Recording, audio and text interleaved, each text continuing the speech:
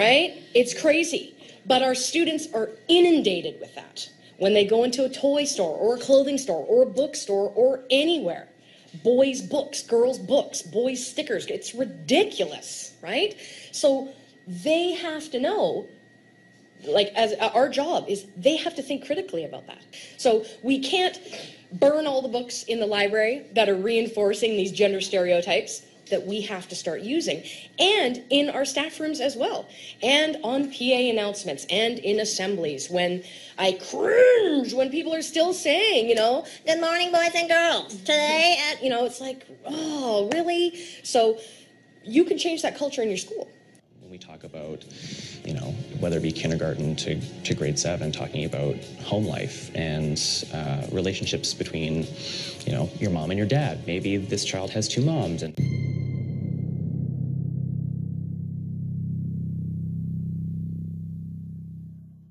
maybe this child has 2 dads. It's the same thing. We're talking about relationships. The way I approach these topics with early primary students often begins with a book. It starts with a story, for sure. It is in the curriculum for us to talk about family and family diversity, and that's a really natural way to talk about it. And at their age, 6 and 7, they're remarkably open and accepting if that's the tone that is set. So it's actually not as difficult as it seems, I don't think.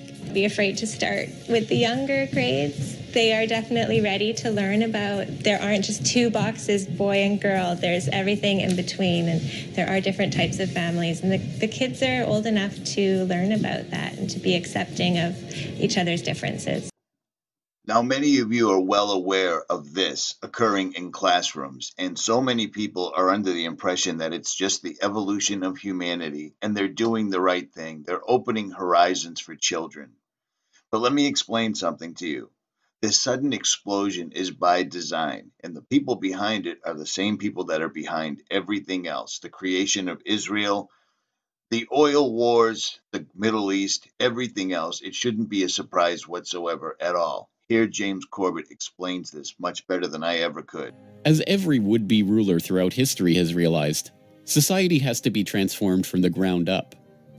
Americans in the 19th century still prized education and intellectual pursuits, with the 1840 census finding unsurprisingly that the United States, a nation that had been mobilized by tracts like Thomas Paine's remarkably popular Common Sense, was a nation of readers with a remarkable 93% to 100% literacy rate.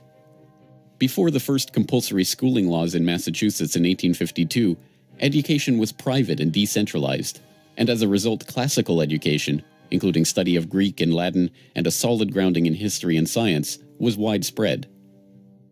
But a nation of individuals who could think for themselves was anathema to the monopolists.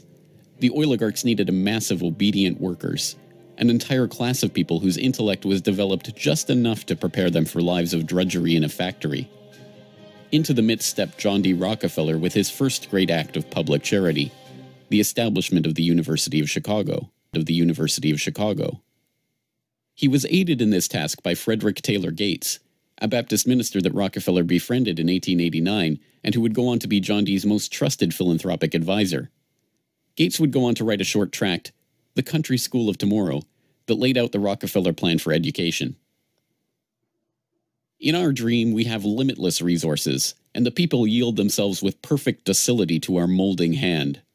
The present educational conventions fade from our minds, and, unhampered by tradition, we work our own goodwill upon a grateful and responsive folk.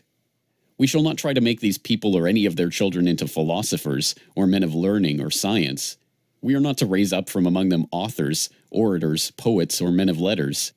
We shall not search for embryo great artists, painters, musicians, nor will we cherish even the humbler ambition to raise up from among them lawyers, doctors, preachers, politicians, statesmen, of whom we now have ample supply.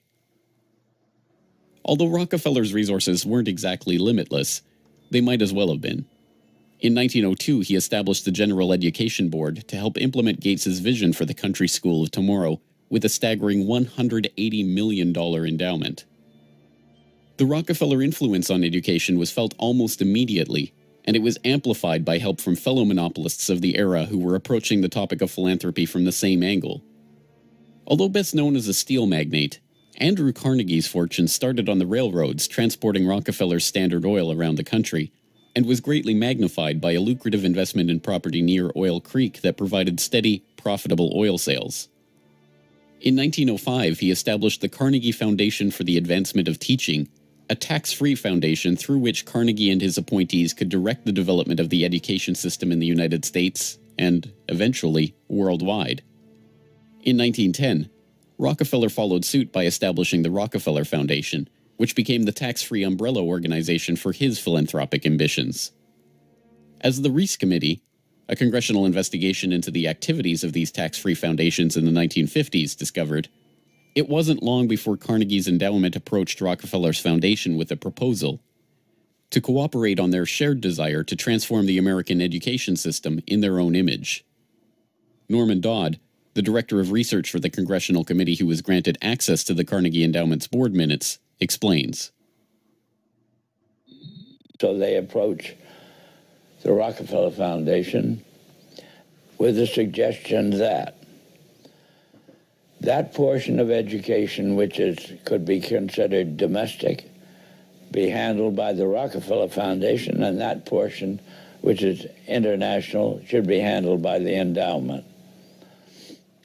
And they then decide that the key to the success of these two operations lay in an alteration of the teaching of American history. So they approach four of the then most prominent teachers of American history in the country, people like Charles and Mary Bird, and their suggestion to them is, will they alter the manner in which they present this subject, and they get turned down flat. So they then decide that it is necessary for them to do, as they say, build our own stable of historians.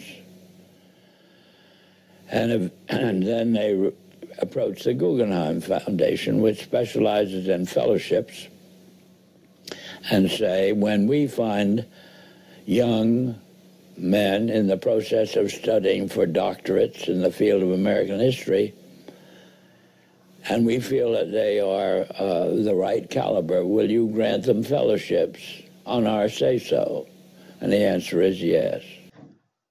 Now that you understand a little tiny bit about who's behind absolutely everything, you can see why school has suddenly made this a top priority, that suddenly there isn't just male and female, the two God-appointed sexes, man and woman.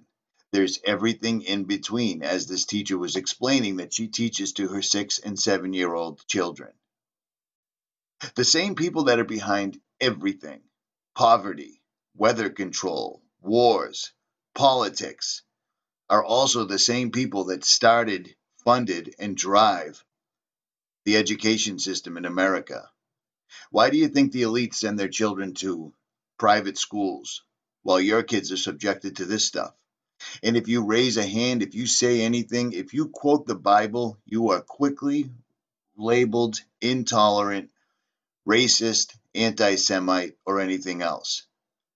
These same people are behind the Green Movement. These same people are behind global warming. These same people are behind the funding for David Keith in Harvard University. Why do you think when a normally well-adjusted child goes into college, suddenly they come out with an arrogant and incorrect view